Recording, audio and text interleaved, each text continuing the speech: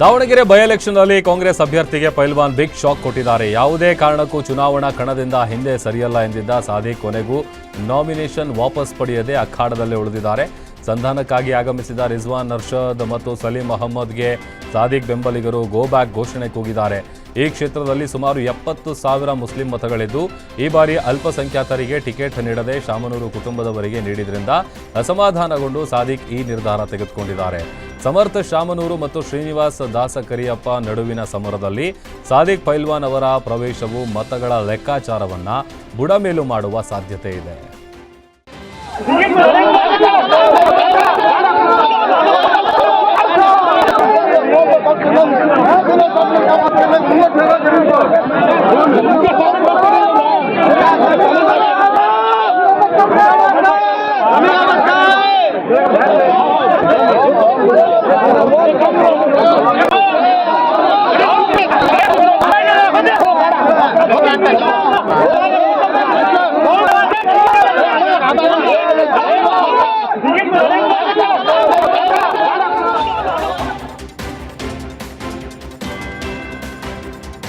Bagalkot Davanagere by election ಸಮರ ಜೋರಾಗಿದ್ದು CM ಸಿದ್ದರಾಮಯ್ಯಗೆ tension ಶುರುವಾಗಿದೆ. ಎರಡೂ ಕ್ಷೇತ್ರಗಳನ್ನು ಗೆಲ್ಲಲೇಬೇಕಾದ ಒತ್ತಡದಲ್ಲಿರುವ ಸಿದ್ದರಾಮಯ್ಯ ಶಾಸಕರಿಗೆ ಸಿಎಲ್ಪಿ ಮೀಟಿಂಗ್ ಕರೆದು ಉಪಚುನಾವಣೆ ಕುರಿತು ಚರ್ಚಿಸಿದ್ದಾರೆ.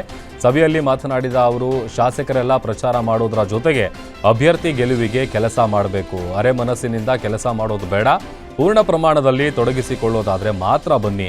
ಶಾಸಕರೆಲ್ಲ 10 ದಿನ ಕಡ್ಡಾಯವಾಗಿ ಕ್ಷೇತ್ರದಲ್ಲಿ ಕೆಲಸ ಮಾಡಬೇಕು ಅಂತ ಸುರ್ಜೇವಾಲಾ ಅವರು ಸೂಚನೆ ಕೊಟ್ಟಿದ್ದಾರೆ. ಈಗಾಗಲೇ ಅಲ್ಪಸಂಖ್ಯಾತರನ್ನ ಸಮಾಧಾನ ಪಡಿಸುವ ಜವಾಬ್ದಾರಿ ಜಮೀರ್ ಹೆಗಲಿಗೆ ಕೊಡಲಾಗಿದ್ದು ಸರ್ಕಾರದ ಸಾಧನೆಗಳನ್ನು ಮತದಾರರಿಗೆ ಮನವರಿಕೆ ಮಾಡಿ ಅಂತ ಹೇಳಿದ್ದಾರೆ.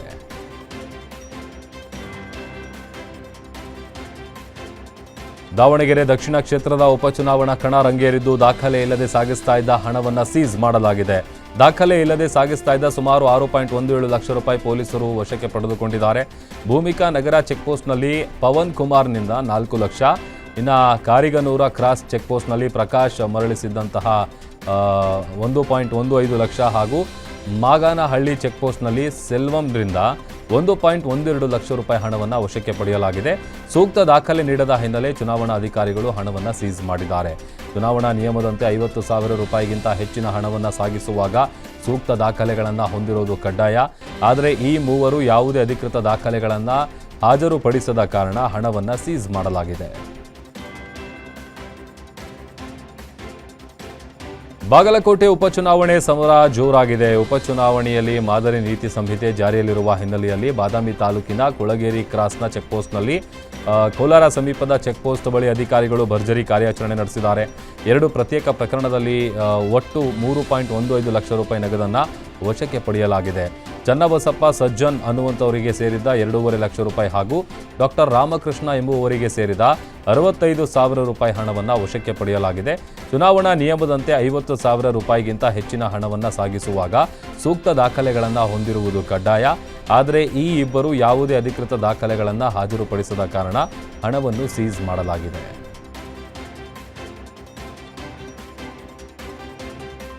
ಇರಾನ್ ಮೇಲೆ ಇಸ್ರೇಲ್ ವೈಮಾನಿಕ ದಾಳಿ ನಡೆಸಿ ಇರಾನ್ನ ನೇವಿ ಕಮಾಂಡರ್ ಅಲ್ರೆಜಾ ತಂಗ್ಸೇರಿ ಅವರನ್ನು ಇಸ್ರೇಲ್ ಹತ್ಯೆಗೈದಿದೆ. ಇರಾನ್ನ ಬಂದರ್ ಅಬ್ಬಾಸ್ ಮೇಲೆ ಇಸ್ರೇಲ್ ದಾಳಿ ನಡೆಸಿದೆ. ದಾಳಿಯಲ್ಲಿ ಇರಾನ್ನ Islamic Revolutionary Guard Corps Navy commander ಆಗಿದ್ದ ಅಲ್ರೆಜಾ ತಂಗ್ಸೇರಿ ಅವರು ಮೃತಪಟ್ಟಿದ್ದಾರೆ. ಹರ್ಮುಜ್ ಜಲಸಂಧಿಗೆ ಹತ್ತಿರದಲ್ಲಿರುವ ಬಂದರ್ ಅಬ್ಬಾಸ್ ಮೇಲೆ ದಾಳಿ ನಡೆಸಿದ ಹಿನ್ನೆಲೆ ವಿಶ್ವಾದ್ಯಂತ ಮತ್ತಷ್ಟು ತೈಲ ಸಂಕಷ್ಟ ಹೆಚ್ಚಾಗಬಹುದು ಎನ್ನುವಂತಹ ಭೀತಿ ಎದುರಾಗಿದೆ.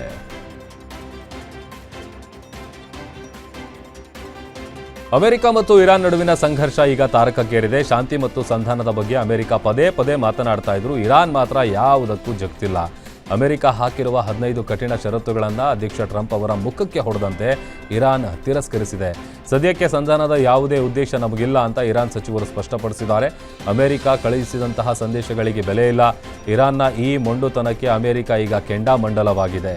ಇರಾನ್ ಮೇಲೆ ಹಿಂದೆಂದೂ ನಡೆದಂತಹ ಭೀಕರ ದಾಳಿ ನಡೆಸ್ತೀವಿ ಅಂತ ಅಮೆರಿಕ ಲಾಸ್ಟ್ ವಾರ್ನಿಂಗ್ ಕೊಟ್ಟಿದೆ. ಈ ನಡುವೆ ಸಮರ ಭೂಮಿಯಲ್ಲಿ ಪರಿಸ್ಥಿತಿ ಉದ್ವಿಗ್ನಗೊಂಡಿದೆ. ಇಸ್ರೇಲ್ನ ವಿದ್ಯುತ್ ಕೇಂದ್ರಗಳ ಮೇಲೆ ಇರಾನ್ ಮಿಸೈಲ್ ದಾಳಿ ನಡೆಸಿದರೆ ಪ್ರತಿಯಾಗಿ ಟೆಹರಾನ್ನ ವಾಯು ರಕ್ಷಣಾ ವ್ಯವಸ್ಥೆಯ ಮೇಲೆ ಅಮೆರಿಕ ಬೆಂಬಲಿತ ಪಡೆಗಳು ಪ್ರತಿ ದಾಳಿಯನ್ನು ನಡೆಸಿವೆ.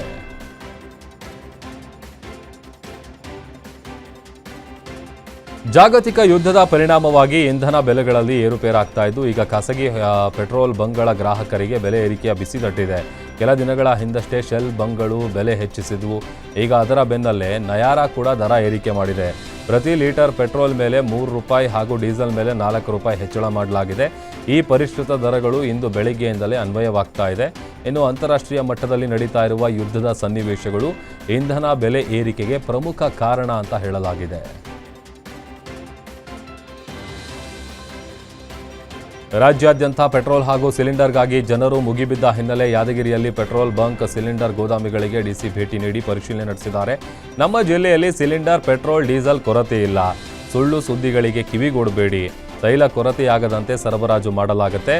ಮನೆ ಮನೆಗೆ ಅಡುಗೆ ಸಿಲಿಂಡರ್ ಪೂರೈಕೆ ಮಾಡಲಾಗುತ್ತೆ.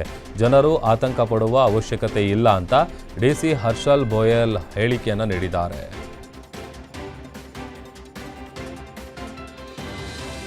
ದಿನದಿಂದ ದಿನಕ್ಕೆ ಗಲ್ಫ್ ರಾಷ್ಟ್ರಗಳ ನಡುವೆ ಯುದ್ಧ ಮುಂದುವರಿತಾ ಇರುವ ಹಿನ್ನೆಲೆ ಮುಂದಿನ ದಿನಗಳಲ್ಲಿ ಪೆಟ್ರೋಲ್ ಸಿಗೋದಿಲ್ಲ ಎಂಬ ವದಂತಿಯಿಂದ ರಾಯಚೂರಲ್ಲಿ ಪೆಟ್ರೋಲ್ಗಾಗಿ ಜನ ಮುಗಿಬಿದ್ದಿದ್ದಾರೆ. ಪೆಟ್ರೋಲ್ ಬಂಕ್ಗಳತ್ತ ಬಾಟಲ್ ಮತ್ತು ಕ್ಯಾನ್ಗಳನ್ನು ಹಿಡಿದು ಬಂಕ್ ಬಳಿ ಸಾಲುಗಟ್ಟಿ ನಿಂತಿದ್ದಾರೆ. ಜಿಲ್ಲೆಯ ಹಲವಾರು ಬಂಕ್ಗಳಲ್ಲಿ ಗ್ರಾಹಕರು ತಮ್ಮ ಕೆಲಸ ಕಾರ್ಯಗಳನ್ನು ಬಿಟ್ಟು ಗಂಟೆಗಟ್ಟಲೆ ಕ್ಯೂನಲ್ಲಿ ನಿಂತು ಪೆಟ್ರೋಲ್ ಪಡೆದುಕೊಳ್ತಿದ್ದಾರೆ.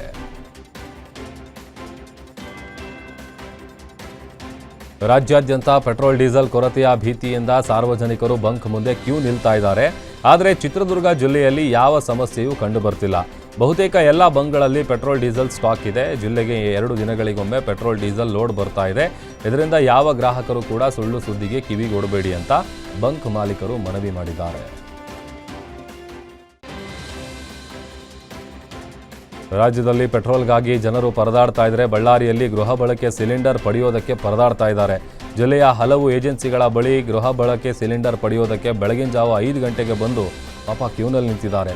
ಬಳ್ಳಾರಿ ಜಿಲ್ಲೆ ಕಂಪ್ಲಿಯ ಶರತ್ ಗ್ಯಾಸ್ ಏಜೆನ್ಸಿ ಮುಂದೆ ಸಾಲುಗಟ್ಟಿ ನಿಂತಿದ್ದು, ಬೆಲೆ ಜಾಸ್ತಿ ಆದರೂ ಪರವಾಗಿಲ್ಲ, ಸಿಲಿಂಡರ್ ಕೊಡಿ ಅಂತ ಮಾಲೀಕರ ಬಳಿ ಗ್ರಾಹಕರು ಮನವಿ ಮಾಡಿದ್ದಾರೆ. ಚಿತ್ರದುರ್ಗದ ಶ್ರೀ ಗುರು ತಿಪ್ಪೇರುದ್ರಸ್ವಾಮಿ ದೇಗುಲಕ್ಕೆ ಗ್ಯಾಸ್ ಸಿಲಿಂಡರ್ ಬಿಸಿ ತಟ್ಟಿದೆ. ನಾಯಕನಹಟ್ಟಿ ಪಟ್ಟಣದಲ್ಲಿರುವ ತಿಪ್ಪೇರುದ್ರಸ್ವಾಮಿ ದೇವಸ್ಥಾನದಲ್ಲಿ ದಾಸೋಹ ಮಾಡಲು ಗ್ಯಾಸ್ ಸಮಸ್ಯೆ ಎದುರಾಗಿದೆ. ದೇವಸ್ಥಾನಕ್ಕೆ ಬರುವ ಸಾವಿರಾರು ಭಕ್ತರಿಗೆ ಕಟ್ಟಿಗೆ ಬಳಸಿ ಬಾಯ್ಲರ್ ಒಲೆಯಲ್ಲೇ ಪ್ರಸಾದ ತಯಾರಿಸಲಾಗಿದೆ. ಅಡುಗೆಗೆ ಒಗ್ಗರಣೆ ಹಾಕಲು ಮಾತ್ರ ಗ್ಯಾಸ್ ಬಳಕೆ ಮಾಡಲಾಗ್ತಾ ಇತ್ತು. ಆದರೆ ಅದಕ್ಕೂ ಗ್ಯಾಸ್ ಸಿಲಿಂಡರ್ ಸಿಗದೆ ಸಮಸ್ಯೆ ಎದುರಾಗಿದೆ.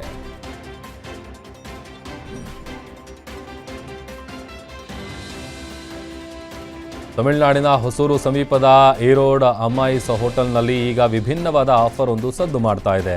ಕಮರ್ಷಿಯಲ್ ಸಿಲಿಂಡರ್ಗಳ ತೀವ್ರ ಅಭಾವ ಎದುರಾಗಿರುವುದರಿಂದ ಹೋಟೆಲ್ ಮಾಲೀಕರು ತಮ್ಮ ಉದ್ಯಮವನ್ನು ಉಳಿಸಿಕೊಳ್ಳಲು ಈ ವಿನೂತನ ದಾರಿಯನ್ನು ಕಂಡುಕೊಂಡಿದ್ದಾರೆ. ಯಾರು ಹೋಟೆಲ್ಗೆ 1 ಕಮರ್ಷಿಯಲ್ ಸಿಲಿಂಡರ್ ತಂದುಕೊಡ್ತಾರೋ ಅವರಿಗೆ 1 ತಿಂಗಳ ಕಾಲ ಉಚಿತ ಬಿರಿಯಾನಿ ನೀಡೋದಾಗಿ ಮಾಲೀಕರು ಘೋಷಿಸಿದ್ದಾರೆ.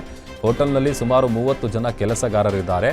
ಸಿಲಿಂಡರ್ ಇಲ್ಲದೆ ಹೋಟೆಲ್ ಮುಚ್ಚಿದರೆ ಇವರೆಲ್ಲ ಜೀವನ ಸಂಕಷ್ಟಕ್ಕೆ ಸಿಲುಕುತ್ತದೆ ಎಂಬ ಆತಂಕದಲ್ಲಿರುವಂತಹ ಮಾಲೀಕರು ಸುತ್ತಮುತ್ತ ಕಂಪನಿಗಳು ಹೆಚ್ಚಾಗಿರೋದ್ರಿಂದ ಗ್ರಾಹಕರ ಸಂಖ್ಯೆ ಅಧಿಕವಾಗಿದೆ. ಬಂದವರಿಗೆ ಊಟವಿಲ್ಲ ಅಂತ ಹೇಳಬಾರದು ಅನ್ನುವಂಥ ಕಾರಣಕ್ಕೆ ಈ ನಿರ್ಧಾರ ತೆಗೆದುಕೊಳ್ಳಲಾಗಿದೆ. ಮಾಲೀಕರು ಈ ಬಗ್ಗೆ ಸಾಮಾಜಿಕ ಜಾಲತಾಣದಲ್ಲಿ ಹಂಚಿಕೊಂಡಿರುವ ಪೋಸ್ಟ್ ಈ ಬಾರಿ ವೈರಲ್ ಆಗಿದ್ದು ಸಾರ್ವಜನಿಕರಲ್ಲಿ ಚರ್ಚೆ ಕೂಡ ಹುಟ್ಟುಹಾಕಿದೆ.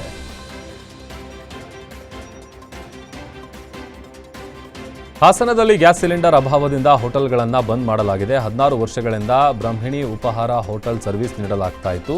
ಸದಾ ಜನಜಂಗುಳಿಯಿಂದ ತುಂಬುತ್ತಾ ಇದ್ದ ಹೋಟೆಲ್ ಇದೀಗ ಸಿಲಿಂಡರ್ ಕೊರತೆಯಿಂದ ಮುಚ್ಚಲಾಗಿದೆ. ಹೋಟೆಲ್ಗಳನ್ನೇ ನಂಬಿ ಬಂದಿದ್ದ ಕಾರ್ಮಿಕರ ಗತಿ ಏನು ಅಂತ ಹೋಟೆಲ್ ಮಾಲೀಕರು ಅಳಲು ತೋಡ್ಕೊಂಡಿದ್ದಾರೆ.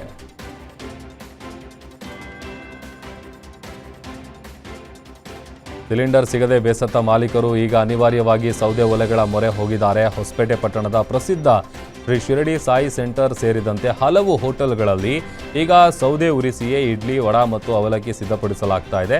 ಕಮರ್ಷಿಯಲ್ ಸಿಲಿಂಡರ್ಗಳು ಸರಿಯಾದ ಸಮಯಕ್ಕೆ ಲಭ್ಯವಾಗ್ತಾ ಇಲ್ಲ. ಒಂದು ವೇಳೆ ಸಿಕ್ಕರೂ ಕೂಡ ಬೆಲೆ ಜಾಸ್ತಿ ಇದೆ. ಇದರಿಂದಾಗಿ ಹೋಟೆಲ್ ನಡೆಸೋದೇ ಪೀಕಲಾಟವಾಗಿದೆ ಅಂತ ಮಾಲೀಕರು ತಮ್ಮ ಅಳಲು ತೋಡ್ಕೊಂಡಿದ್ದಾರೆ.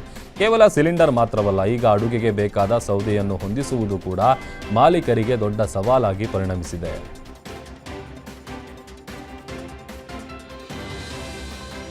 ಮಧ್ಯಪ್ರಾಚ್ಯ ರಾಷ್ಟ್ರಗಳಲ್ಲಿ ಯುದ್ಧ ಹಿನ್ನೆಲೆ ದೇಶಾದ್ಯಂತ ಗ್ಯಾಸ್ ಸಿಲಿಂಡರ್ ಸಮಸ್ಯೆ ಎದುರಾಗಿದೆ. ಗಡಿ ಜಿಲ್ಲೆ ಬೀದರ್ನಲ್ಲಿ ಗ್ಯಾಸ್ ಅಭಾವ ಮಿತಿ ಮೀರಿದ್ದು ಜನರು ಗ್ಯಾಸ್ ಏಜೆನ್ಸಿಯ ಮುಂದೆ ಕ್ಯೂ ನಿಂತು ಸುಡುವ ಬಿಸಿಲು ಲೆಕ್ಕಿಸದೆ ಗಂಟೆಗಟ್ಟಲೆ ಕಾಯುವ ಪರಿಸ್ಥಿತಿ ನಿರ್ಮಾಣ ಆಗಿದೆ. ಗ್ಯಾಸ್ಗಾಗಿ ವಿವೇಕಾನಂದ ಎಂಬ ವಿದ್ಯಾರ್ಥಿ ಪರೀಕ್ಷೆಯನ್ನು ಕೂಡ ಲೆಕ್ಕಿಸದೆ ಕ್ಯೂನಲ್ಲಿ ನಿಂತಿದ್ದಾನೆ. ನಮ್ಮ ಮನೆಯಲ್ಲಿ ಅಡುಗೆ ಮಾಡಲು ಸಿಲಿಂಡರ್ ಇಲ್ಲ, ಹಾಗಾಗಿ ಖಾಲಿ ಸಿಲಿಂಡರ್ ಹಿಡಿದು ಸರ್ತಿ ಸಾಲಿನಲ್ಲಿ ನಿಂತಿದ್ದೀನಿ. ಗ್ಯಾಸ್ ಬುಕ್ ಮಾಡಿ 8 ದಿನ ಆಗಿದೆ. ನಿತ್ಯವೂ ಇದೇ ರೀತಿ ಗ್ಯಾಸ್ಗಾಗಿ ಕಾಯ್ತಾ ಇದ್ದೀನಿ ಅಂತ ವಿದ್ಯಾರ್ಥಿ ವಿವೇಕಾನಂದ ತಮ್ಮ ಅಳಲು ತೋಡ್ಕೊಂಡಿದ್ದಾನೆ.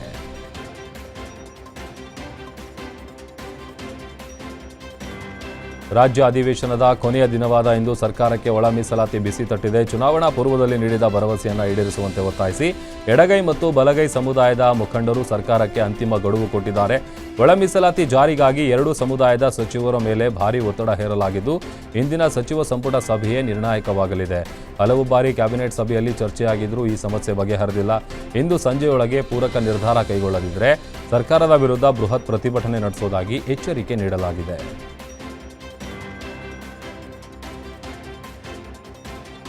ಬೆಂಗಳೂರಿನ ನೆಲಮಂಗಲದಲ್ಲಿ ಭೀಕರ ಡಬಲ್ ಮರ್ಡರ್ ನಡೆದಿದೆ. ಅಕ್ರಮ ಸಂಬಂಧದ ಗಲಾಟೆ ವೇಳೆ ಅಪ್ರಾಪ್ತ ಬಾಲಕನಿಂದ ಇಬ್ಬರನ್ನ ಹತ್ಯೆ ಮಾಡಲಾಗಿದೆ. ಯಮುನಾ ಮತ್ತು ಆಕೆಯ ಸಹೋದರ ಸುದೀಪ್ ಕೊಲೆಯಾದ ದುರ್ದೈವಿಗಳು ಅಂತ ಗೊತ್ತಾಗಿದೆ. ಯಮುನಾ ಅವರ ಪತಿ ಮಲ್ಲೇಗೌಡ ಅವರು ಛಾಯಾ ಎಂಬ ಮಹಿಳೆಯ ಜೊತೆ ಅಕ್ರಮ ಸಂಬಂಧ ಹೊಂದಿದ್ರು ಎನ್ನಲಾಗಿದೆ. ಈ ವಿಷಯವಾಗಿ ಅಳಲು ತೋಡಿಕೊಳ್ಳಲು ಮತ್ತು ಪ್ರಶ್ನಿಸಲು ಯಮುನಾ ತನ್ನ ತಮ್ಮ ಸುದೀಪ್ನೊಂದಿಗೆ ಛಾಯಾ ಅವರ ಮನೆಗೆ ಹೋಗಿದ್ರು. ಮನೆಯ ಬಳಿ ಮಾತಿಗೆ ಮಾತು ಬೆಳೆದು ಗಲಾಟೆ ತೀವ್ರಗೊಂಡಿದೆ. ಈ ವೇಳೆ ಮನೆಯಲ್ಲಿದ್ದ ಛಾಯಾಳ ಅಪ್ರಾಪ್ತ ಮಗ ಕೋಪದಲ್ಲಿ ಚಾಕುವಿನಿಂದ ಯಮುನಾ ಮತ್ತು ಸುದೀಪ್ ಇಬ್ಬರಿಗೂ ಮನಬಂದಂತೆ ಎರೆದಿದ್ದಾನೆ. ತೀವ್ರ ರಕ್ತಸ್ರಾವದಿಂದಾಗಿ ಇಬ್ಬರೂ ಸ್ಥಳದಲ್ಲೇ ಮೃತಪಟ್ಟಿದ್ದಾರೆ.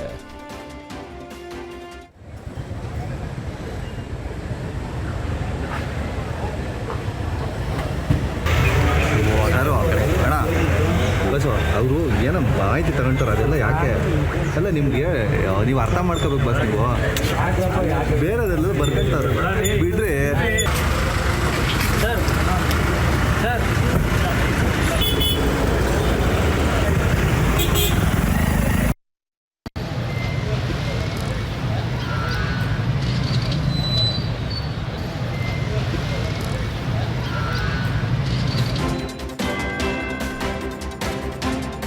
ಕಲಬುರಗಿ ಜಿಲ್ಲೆಯ ಅಫಜಲಾಪುರ ತಾಲೂಕಿನ ಬಳ್ಳೂರ್ಗಿ ಸಮೀಪ ಮಠಮಠ ಮಧ್ಯಾಹ್ನವೇ ನಡುರಸ್ತೆಯಲ್ಲಿ ರಣಭೀಕರ ಹತ್ಯೆಯೊಂದು ನಡೆದಿದೆ. ಮಹಾರಾಷ್ಟ್ರ ಮೂಲದ 28 ವರ್ಷದ ಪತ್ನಿ ಸಾನ್ವಿ ಎಂಬಾಕೆಯನ್ನ ಆಕೆಯ ಪತಿ ಅಕ್ಷಯ್ ಎಂಬಾತ ಅತಿ ಕ್ರೂರವಾಗಿ ಕೊಲೆ ಮಾಡಿದ್ದಾನೆ. ಪತ್ನಿ ಸಾನ್ವಿಯನ್ನ ಕಾರಿನಲ್ಲಿ ಕರೆತಂದ ಅಕ್ಷಯ್ ಬಳ್ಳೂರ್ಗಿ ಬಳಿ ರಸ್ತೆಯಲ್ಲಿ ಕಾರಿನಿಂದ ಬಲವಂತವಾಗಿ ಕೆಳಗಿಳಿಸಿದ್ದಾನೆ. ಕೈಯಲ್ಲಿದ್ದ ಕುಡುಗೋಲಿನಿಂದ ಆಕೆಯ ಕತ್ತನ್ನ ಸೀಳಿ ಬರ್ಬರವಾಗಿ ಹತ್ಯೆ ಮಾಡಿದ್ದಾನೆ. ಪತ್ನಿಯ ಕತ್ತು ಕುಯ್ದು ನಂತರವೂ ಈ ರಾಕ್ಷಸ ಪತಿಯ ಆಕ್ರೋಶ ತಣ್ಣಗಾಗಿಲ್ಲ. ಕೃತ್ಯ ಎಸಗಿದ ಬಳಿಕ ಆಕೆಯ ದೇಹದ ಮೇಲೆ ಕಾರು ಹತ್ತಿಸಿ ಅಲ್ಲಿಂದ ಪರಾರಿಯಾಗಿದ್ದಾನೆ. ರಸ್ತೆಯಲ್ಲಿ ನಡೆದ ಈ ಲೈವ್ ಮರ್ಡರ್ ದೃಶ್ಯಗಳು ಸ್ಥಳೀಯರ ಮೊಬೈಲ್ನಲ್ಲಿ ಸೆರೆಯಾಗಿದೆ. ವಿಷಯ ತಿಳಿತಾ ಇದ್ದಂತೆಯೇ ಸ್ಥಳಕ್ಕಾಗಮಿಸಿದ ಅಫಜಲಾಪುರ ಪೊಲೀಸರು ಪರಿಶೀಲನೆ ನಡೆಸಿದ್ದಾರೆ. ಆರೋಪಿ ಪತಿಗಾಗಿ ಸದ್ಯ ಬಲೆ ಬೀಸಿದ್ದು ಪ್ರಕರಣ ದಾಖಲಿಸಿಕೊಂಡಿದ್ದಾರೆ.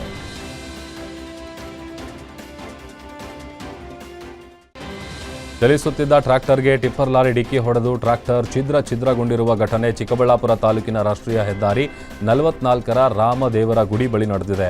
ಅಪಘಾತದ ತೀವ್ರತೆಗೆ ಟ್ರ್ಯಾಕ್ಟರ್ ಛಿದ್ರವಾಗಿದ್ದರೂ ಚಾಲಕನಿಗೆ ಸಣ್ಣ ಪುಟ್ಟ ಗಾಯಗಳೊಂದಿಗೆ ಪ್ರಾಣಾಪಾಯದಿಂದ ಪಾರಾಗಿದ್ದಾರೆ. ಇನ್ನು ಈ ಭಾಗದಲ್ಲಿ ಟಿಪ್ಪರ್ ಲಾರಿಗಳ ಅತಿ ವೇಗ ಮತ್ತು ಅಜಾಗರೂಕ ಚಾಲನೆಯಿಂದ ಪದೇ ಪದೇ ಅಪಘಾತಗಳು ಸಂಭವಿಸ್ತಾ ಇದೆ. ಲಾರಿಗಳ ಆಟಾಟೋಪಕ್ಕೆ ಅಮಾಯಕರು ಬಲಿಯಾಗ್ತಾ ಇದ್ದು ಕೂಡಲೇ ಕಡಿವಾಣ ಹಾಕಬೇಕು ಅಂತ ಸಾರ್ವಜನಿಕರು ಆಗ್ರಹಿಸಿದ್ದಾರೆ. ಯಾವ್ದು ಗಾಡಿ ಅಣ್ಣ?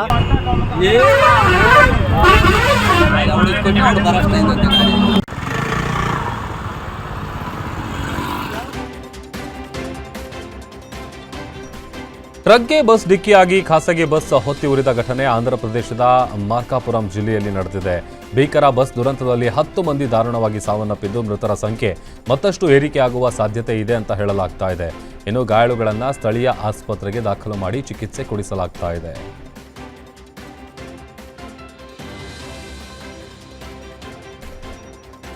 ಬೆಂಗಳೂರಿನ ಎಂ ಚಿನ್ನಸ್ವಾಮಿ ಸ್ಟೇಡಿಯಂನಲ್ಲಿ ನಡೆಯಲಿರುವ ಐಪಿಎಲ್ ಹಬ್ಬಕ್ಕೆ ಕ್ಷಣಗಣನೆ ಶುರುವಾಗಿದೆ. ಮಾರ್ಚ್ 28ರಂದು ಬೆಂಗಳೂರಲ್ಲಿ ಐಪಿಎಲ್ ಉದ್ಘಾಟನೆ ಪಂದ್ಯ ನಡೆಯಲಿದ್ದು ಐಪಿಎಲ್ ಅಭಿಮಾನಿಗಳಿಗೆ ಬಿಎಂಆರ್ಸಿಎಲ್ ಗುಡ್ ನ್ಯೂಸ್ ಕೊಟ್ಟಿದೆ. ಬೆಂಗಳೂರಿನ ಚಿನ್ನಸ್ವಾಮಿ ಐಪಿಎಲ್ ಮ್ಯಾಚ್ ಇದ್ದ ದಿನ ನಮ್ಮ ಮೆಟ್ರೋ ಸಮಯದಲ್ಲಿ ವಿಸ್ತರಣೆ ಮಾಡಲಾಗಿದೆ. ರಾತ್ರಿ 11 ಗಂಟೆಯಿಂದ ಬೆಳಗಿನ ಜಾವ 2 ಗಂಟೆವರೆಗೂ ಮೆಟ್ರೋ ಸೇವೆಯಲ್ಲಿ ಸಮಯ ವಿಸ್ತರಿಸಲಾಗಿದೆ. ಅಷ್ಟೇ ಅಲ್ಲದೆ ಸುಮಾರು 44 ಮೆಟ್ರೋ ನಿಲ್ದಾಣದಲ್ಲಿ ಹೆಚ್ಚುವರಿ ಪಾರ್ಕಿಂಗ್ ವ್ಯವಸ್ಥೆ ಮಾಡಲಾಗಿದ್ದು ಬೈಕ್ಗೆ ₹30, ಕಾರ್ಗಳಿಗೆ ₹60 ಅಂತೆ ಪಾರ್ಕಿಂಗ್ ದರ ನಿಗದಿಪಡಿಸಲಾಗಿದೆ.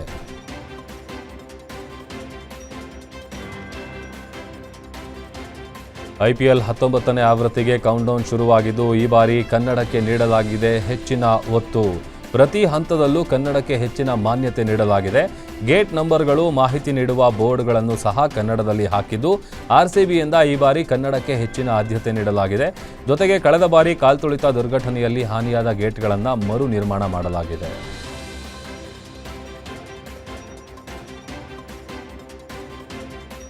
ಬೆಂಗಳೂರಿನ ಚಿನ್ನಸ್ವಾಮಿ ಸ್ಟೇಡಿಯಂನಲ್ಲಿ ನಡೆಯಲಿರುವ IPL ಹಬ್ಬದ ಪ್ರಯುಕ್ತ ಹೆಚ್ಚಿನ ಭದ್ರತೆಗಾಗಿ ಪೊಲೀಸರಿಂದ ಮಾಕ್ ಡ್ರಿಲ್ ನಡೆಸಲಾಗಿದೆ. ಈ ವೇಳೆ ಮಾತನಾಡಿದ ಸೆಂಟ್ರಲ್ DCP ಅಕ್ಷಯ್ ಅವರು 28ಕ್ಕೆ ನಡೆಯುವ ಮ್ಯಾಚ್ಗೆ ಹೇಗೆ ತಯಾರಿ ಮಾಡಿಕೊಳ್ಳಬೇಕು ಎನ್ನುವುದರ ಬಗ್ಗೆ ಅಧಿಕಾರಿಗಳು ಸಿಬ್ಬಂದಿಗೆ ಬ್ರೀಫಿಂಗ್ ಮಾಡಲಿದ್ದೇವೆ. ಇನ್ನು PSI, SP ಭದ್ರತಾ ಸಿಬ್ಬಂದಿಗೆ ಮಾಹಿತಿ ನೀಡಲಿದ್ದೇವೆ. ಈ ಬಾರಿ ಹೆಚ್ಚಾಗಿ ಕಬ್ಬನ್ ಪಾರ್ಕ್ ರೋಡ್ನಲ್ಲಿ ಎಂಟ್ರಿ ಕೊಟ್ಟಿದ್ದೇವೆ. ಗೇಟ್ ವೈಡರ್ ಆಗಿದೆ, ಯಾರೂ ಕೂಡ ಫುಟ್ಪಾತ್ನಲ್ಲಿ ನಿಲ್ಲೋ ಹಾಗಿಲ್ಲ ಅಂತ ಹೇಳಿದ್ದಾರೆ.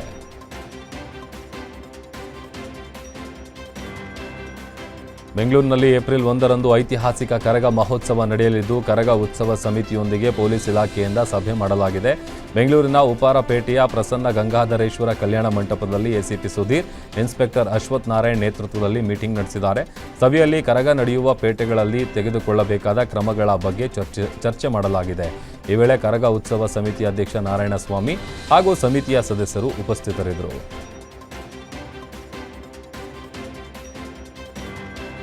ಬಹುನಿರೀಕ್ಷಿತ GBA ಬಜೆಟ್ ಮಂಡನೆಗೆ ಟೈಮ್ ಫಿಕ್ಸ್ ಆಗಿದೆ. ಉಪಮುಖ್ಯಮಂತ್ರಿ DK ಶಿವಕುಮಾರ್ ಮಾರ್ಗದರ್ಶನದಲ್ಲಿ ಸಿದ್ಧವಾಗಿರುವ ಈ ಬಜೆಟ್ ಅನ್ನು ಆಯುಕ್ತ ಮಹೇಶ್ವರ ರಾವ್ ನೇತೃತ್ವದಲ್ಲಿ ಮಂಡಿಸಲಿದ್ದಾರೆ. ನಾಳೆ 2 ಪಾಲಿಕೆಗಳಲ್ಲಿ ಬಜೆಟ್ ಮಂಡನೆಗೆ ಸಿದ್ಧತೆ ಮಾಡಿಕೊಳ್ಳಲಾಗಿದ್ದು ಪೂರ್ವ ನಗರ ಪಾಲಿಕೆ ಬಜೆಟ್ ಮಂಡನೆ, ವೈಟ್ಫೀಲ್ಡ್ನಲ್ಲಿ MLR ಕನ್ವೆನ್ಷನ್ ಸೆಂಟರ್ನಲ್ಲಿ ಬಜೆಟ್ ಮಂಡನೆ ಮಾಡಲಾಗಿದ್ದು ಟೌನ್ ಹಾಲ್ನಲ್ಲಿ ಕೇಂದ್ರ ನಗರ ಪಾಲಿಕೆ ಆಯವ್ಯಯ ಮಂಡನೆ ಮಾಡಲಾಗುತ್ತೆ. ಇನ್ನು ಶನಿವಾರ 3 ಪಾಲಿಕೆಗಳ ಬಜೆಟ್ ಮಂಡನೆಯಾಗಲಿದೆ. ಯಲಹಂಕ ಅಂಬೇಡ್ಕರ್ ಭವನದಲ್ಲಿ ಉತ್ತರ ನಗರ ಪಾಲಿಕೆ ಹಾಗೂ ಮಲ್ಲೇಶ್ವರಂನ ಸುವರ್ಣ ಭವನದಲ್ಲಿ ಪಶ್ಚಿಮ ಪಾಲಿಕೆಯ ಆಯವ್ಯಯ ಮಂಡನೆ ಜೊತೆಗೆ ಬನಶಂಕರಿಯ ಜಿಲ್ಲಾ ಪಂಚಾಯಿತಿ ಸಭಾಂಗಣದಲ್ಲಿ ದಕ್ಷಿಣ ಪಾಲಿಕೆ ಬಜೆಟ್ ಮಂಡನೆ ಮಾಡಲಾಗುತ್ತೆ.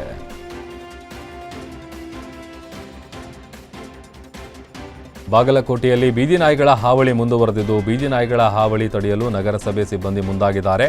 ನಗರಸಭೆ ಸಿಬ್ಬಂದಿಯಿಂದ ಬೀದಿ ನಾಯಿಗಳನ್ನು ಸೆರೆ ಹಿಡಿದು ಸಂತಾನಹರಣ ಶಸ್ತ್ರಚಿಕಿತ್ಸೆಗೆ ಒಳಪಡಿಸಿದ ನಂತರ ಸುರಕ್ಷಿತ ಸ್ಥಳಕ್ಕೆ ಬಿಡುವಲ್ಲಿ ನಗರಸಭೆ ಸಿಬ್ಬಂದಿ ಮುಂದಾಗಿದ್ದಾರೆ.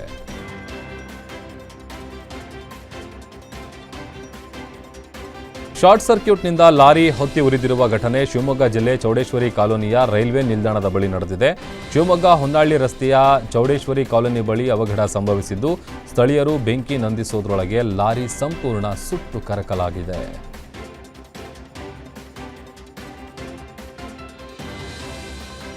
ಸಿಲಿಕಾನ್ ಸಿಟಿ ಜನರಿಗೆ ರಾಜ್ಯ ಸರ್ಕಾರ ಮತ್ತೊಂದು ದರ ಏರಿಕೆ ಶಾಕ್ ಕೊಟ್ಟಿದೆ. ಏಪ್ರಿಲ್ 1ರಿಂದ ನೀರಿನ ದರ ಮತ್ತಷ್ಟು ಏರಿಕೆ ಆಗಲಿದೆ. ನೀರಿನ ಬಿಲ್ನಲ್ಲಿ %3 ಹೆಚ್ಚಳಕ್ಕೆ ತೀರ್ಮಾನ ಮಾಡಲಾಗಿದೆ. ಗ್ಯಾರಂಟಿ ಯೋಜನೆಗಳ ಪರಿಣಾಮ ಜಲಮಂಡಳಿಗೆ ಒತ್ತಡ ಹಾಕಲಾಗಿದ್ದು ಆರ್ಥಿಕ ಒತ್ತಡದಿಂದ ಕಡಿಮೆ ಮಾಡಲು ಜನಸಾಮಾನ್ಯರಿಗೆ ಹೊರೆ ಹಾಕಲಾಗಿದೆ.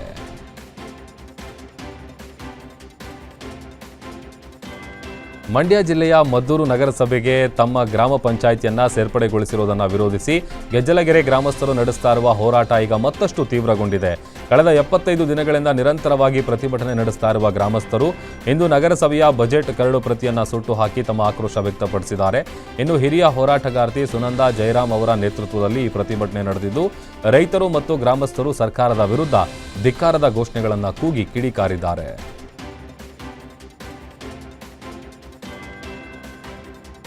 ಬಳ್ಳಾರಿ ಜಿಲ್ಲೆಯ ಸಿರುಗುಪ್ಪ ತಾಲೂಕಿನ ಶಾಲಿಗನೂರು ಗ್ರಾಮದಲ್ಲಿ ಮೊಸಳೆಯೊಂದು ಕಾಣಿಸಿಕೊಂಡಿದ್ದು ಗ್ರಾಮಸ್ಥರಲ್ಲಿ ಆತಂಕ ಮೂಡಿಸಿದೆ.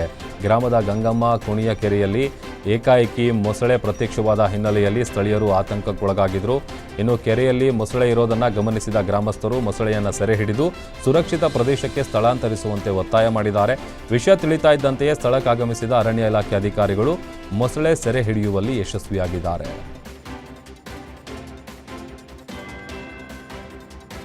ತುಮಕೂರಲ್ಲಿ ಭ್ರಷ್ಟ ಬಕಾಸುರ ಅಧಿಕಾರಿಗಳ ದರ್ಬಾರ್ ಜೋರಾಗಿದೆ. ಅಧಿಕಾರಿಗಳ ಲಂಚಾವತಾರ ಮತ್ತು ಕೆಲಸ ವಿಳಂಬ ನೀತಿಯಿಂದ ಬೇಸತ್ತ ಸಾರ್ವಜನಿಕರು ಈಗ ನೇರವಾಗಿ ಜಿಲ್ಲಾಧಿಕಾರಿಗಳ ಜನಸಂಪರ್ಕ ಸಭೆಯಲ್ಲಿ ತಮ್ಮ ಆಕ್ರೋಶ ಹೊರಹಾಕಿದ್ದಾರೆ. ತುರುವೇಕೆರೆಯಲ್ಲಿ ನಡೆದ ಸಭೆಯಲ್ಲಿ ಗೋವಿಂದ ಗೋವಿಂದ, ಮೂಲಭೂತ ಸೌಕರ್ಯ ಗೋವಿಂದ ಅಂತ ಕೂಗುವ ಮೂಲಕ ಅಧಿಕಾರಿಗಳ ವಿರುದ್ಧ ವ್ಯಂಗ್ಯಭರಿತ ಪ್ರತಿಭಟನೆ ನಡೆಸಿದ್ರು. ತನ್ನ ತಂದೆಯ ನಿಧನದ ನಂತರ ಆಸ್ತಿಯನ್ನು ತನ್ನ ಹೆಸರಿಗೆ ಖಾತೆ ಬದಲಾವಣೆ ಮಾಡಿಸಲು ಅಧಿಕಾರಿಗಳು ಸತಾಯಿಸ್ತಾ ಇದ್ದಾರೆ ಅಂತ ನೊಂದ ದೂರುದಾರರು ಹೇಳಿದ್ದಾರೆ. ನಾನು ಸಿದ್ದರಾಮಯ್ಯಗೆ 3 ಸಲ ಅರ್ಜಿ ಹಾಕಿ ಬಂದಿದ್ದೀನಿ. ಮನೆ ಕಡೆಗೆ ಬಂದು 3 ಜನ ಸುಳ್ಳಿಸ್ಕೊಂಡು ಎಲ್ಲ ಸುಳ್ಳು. ಇದು ಭ್ರಷ್ಟಾಚಾರ ಸೌಧ. ನಾನೇ ಕೊಡ್ತೀನಿ ಕಾಸು, ನಾನೇ ಕೊಡ್ತೀನಿ ಕಣ್ರಿ. ಯಾರು ಬೇಕಾದ್ರೂ ತಿನ್ಲಿ. ಅಲ್ಲ, ಇದು ಸಮಾಜವೇ ಅಲ್ಲ. ತುರುವೇಕೆರೆ ತಾಲೂಕು ದಂಡೀಶ್ವರ ಹೋಬಳಿ ಸಂಖ್ಯೆ ಗ್ರಾಮ 54/1 ಸರ್ವೆ ನಂಬರ್ ಪಾಣಿ ತಿದ್ದುಪಡಿ ಆಗಬೇಕು. 309 ಮಿಸ್ ಮ್ಯಾಚ್ ಆಗಿದೆ, ಅದು ಪಾಣಿ ರೆಡಿ ಆಗಬೇಕು. ಇದಕ್ಕೋಸ್ಕರ 2 ವರ್ಷದಿಂದ ಅಲಿತಾ ಇದ್ದೀನಿ. ಎಸಿ ಆಫೀಸರ್ ಫೈಲ್ ಇದೆ, ಅಲ್ಲಿ ಎಸಿ ಆಫೀಸರ್ ಫೈಲ್ ಇದೆ. 2 ವರ್ಷ ಆದ್ಮೇಲೆ ಎಸಿ ಆಫೀಸ್ ಫೈಲ್ ಇದೆ. ಅಲ್ಲಿ ನವೀನ್ ಅಂದರು ಮತ್ತೆ ಕೇಶವ ಅಂದರು 20,000 ರೂಪಾಯಿ ಲಂಚ ಕೇಳ್ತಿದ್ದಾರೆ. 10,000 ರೂಪಾಯಿ ಕೊಡ್ತೀನಿ ಅಂತ ಹೇಳಿದೀನಿ, ಅದಕ್ಕೂ ಆಗಲ್ಲ ಅಂತ ಹೇಳಿದ್ರೆ ಅದಕ್ಕೆ ಮೇಡಮ್ಗೆ 15,000 ರೂಪಾಯಿ ತಂದಿದ್ದೀನಿ. ಮೇಡಮ್ಗೆ ಕೊಟ್ಬಿಟ್ಟು ಅದೇ ನಾನು ಕೆಲಸ ಮಾಡಿಸ್ಕೊಂಡಿದ್ದೀನಿ ಸರ್. ದುಡ್ಡು ಕೊಡ್ಲಿಲ್ಲ ಅಂದ್ರೆ ಯಾವ್ದು ಆಗಲ್ಲ ಸರ್. ಒಂದು ಫೈಲು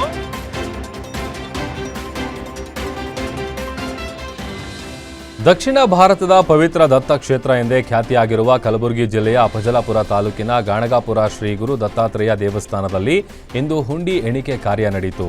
ತಹಶೀಲ್ದಾರ್ ಉಮಾಕಾಂತ ಹಳ್ಳೆ ಅವರ ನೇತೃತ್ವದಲ್ಲಿ ನಡೆದ ಎಣಿಕೆಯಲ್ಲಿ ಒಟ್ಟು 98,41,000 ರೂಪಾಯಿ ನಗದು ಸಂಗ್ರಹವಾಗಿದೆ.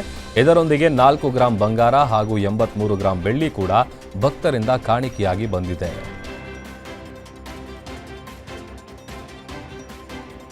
ಚಿಕ್ಕಮಗಳೂರು ಜಿಲ್ಲೆಯ ಮೂಡಿಗೆರೆ ತಾಲೂಕಿನ ಗೋಣಿಬೀಡು ಹೋಬಳಿ ವ್ಯಾಪ್ತಿಯಲ್ಲಿ ಕಾಡಾನೆಗಳ ಹಿಂಡು ಮತ್ತೆ ಪ್ರತ್ಯಕ್ಷವಾಗಿದ್ದು ಸ್ಥಳೀಯರಲ್ಲಿ ಭೀತಿ ಮೂಡಿಸಿದೆ. ಹಾಸನ ಜಿಲ್ಲೆಯ ಬೇಲೂರು ಮಾರ್ಗವಾಗಿ ಬಂದ ಸುಮಾರು 45ಕ್ಕೂ ಅಧಿಕ ಕಾಡಾನೆಗಳು ಈಗ ಮೂಡಿಗೆರೆ ಅರಣ್ಯ ವಲಯದಲ್ಲಿ ಬೀಡು ಬಿಟ್ಟಿವೆ.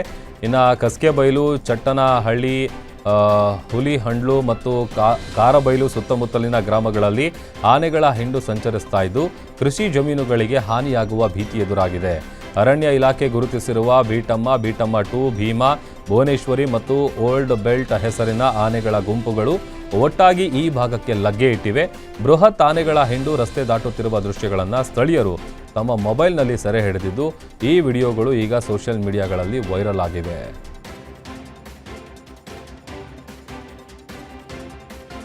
ಜನಪ್ರತಿನಿಧಿಗಳ ನಿರ್ಲಕ್ಷ್ಯ ಮತ್ತು ಸರ್ಕಾರದ ವಿಳಂಬ ನೀತಿಯಿಂದ ಬೇಸತ್ತ ಚಿಕ್ಕಮಗಳೂರು ಜಿಲ್ಲೆಯ ಎನ್ಆರ್ ಪುರ ತಾಲೂಕಿನ ಈಚಿಕೆರೆ ಮತ್ತು ಕುಮ್ರಿ ಗ್ರಾಮದ ಜನರು ತಮಗೆ ತಾವೇ ದಾರಿದೀಪವಾಗಿದ್ದಾರೆ.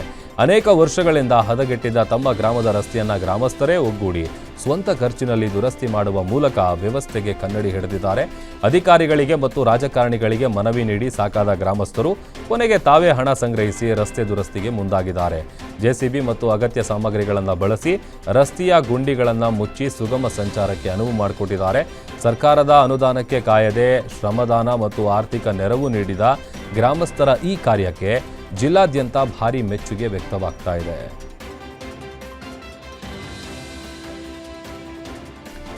ಗೂಡ್ಸ್ ಲಾರಿಯನ್ನ ಅಡ್ಡಗಟ್ಟಿ ಕುಡುಕರು ಕಲ್ಲು ತುರಿರುವ ಘಟನೆ ಕೋಲಾರ ಜಿಲ್ಲೆ ಕಲ್ಲುಕುಂಟೆ ಅಗ್ರಹಾರ ಬಳಿ ನಡೆದಿದೆ. ಲಾರಿ ಚಾಲಕ ಹಾರ್ನ್ ಮಾಡಿದ ಅನ್ನೋ ಕಾರಣಕ್ಕೆ ಲಾರಿ ಅಡ್ಡಗಟ್ಟಿ ಗಲಾಟೆ ಮಾಡಿದ್ದಾರೆ.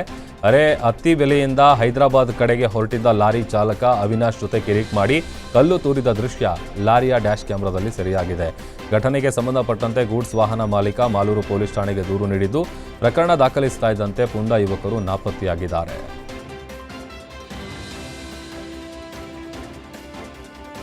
ಬೆಂಗಳೂರು ಹೊರವಲಯದಲ್ಲಿ ನಿಲ್ಲದ ವೀಲಿಂಗ್ ಹಾವಳಿ ಹೆಚ್ಚಾಗ್ತಾ ಇದೆ. ದಿನದಿಂದ ದಿನಕ್ಕೆ ಈ ಬೆಂಗಳೂರು ಮಂಗಳೂರು ಹಾಗೆಯೇ ಬೆಂಗಳೂರು ತುಮಕೂರು ಹೆದ್ದಾರಿಗಳನ್ನೇ ಟಾರ್ಗೆಟ್ ಮಾಡಿರುವ ಈ ಪುಂಡರು ಚಲಿಸುವ ಬಸ್ಸು, ಲಾರಿ ಮತ್ತು ಕಾರುಗಳ ನಡುವೆಯೇ ನುಗ್ಗಿ ವೀಲಿಂಗ್ ಮಾಡ್ತಾ ಇದ್ದಾರೆ.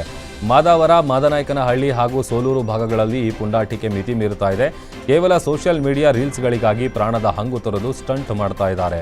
ನಡು ರಸ್ತೆಯಲ್ಲಿ ರಾಜಾರೋಷವಾಗಿ ಸ್ಟಂಟ್ ನಡೀತಾ ಇದ್ರು. ಪೊಲೀಸರು ಮಾತ್ರ ಕಂಡು ಕಾಣದಂತೆ ಇರೋದು ಸಾರ್ವಜನಿಕರ ಆಕ್ರೋಶಕ್ಕೆ ಕಾರಣವಾಗಿದೆ.